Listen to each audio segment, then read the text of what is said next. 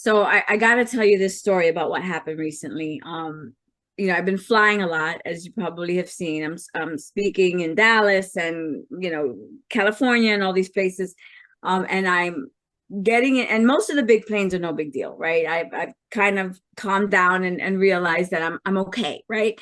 And so I'm going on a puddle jumper, basically, and the second, part of a two, flight journey. And on the tarmac, the plane looks humongous.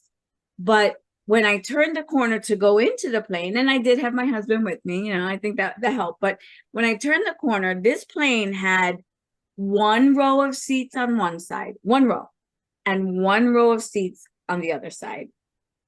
And I became very aware of how small this plane was, and that feeling of being encapsulated kind of, caught me for a moment.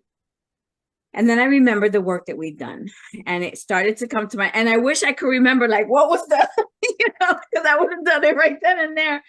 But your voice came to mind, the things that you said came to mind, the calming, nature of your voice, and just the work that we've gone through to instill in me that I'm going to be okay right here and right now. I'm okay. I remember hearing that from you.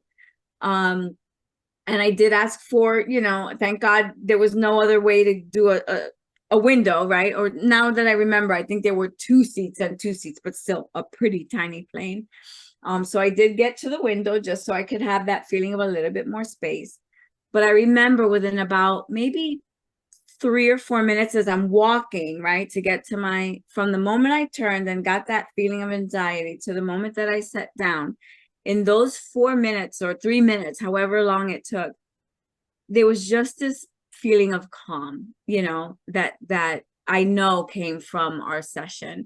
And I got home, weeks later, and it came to mind, and I shared it with my daughter.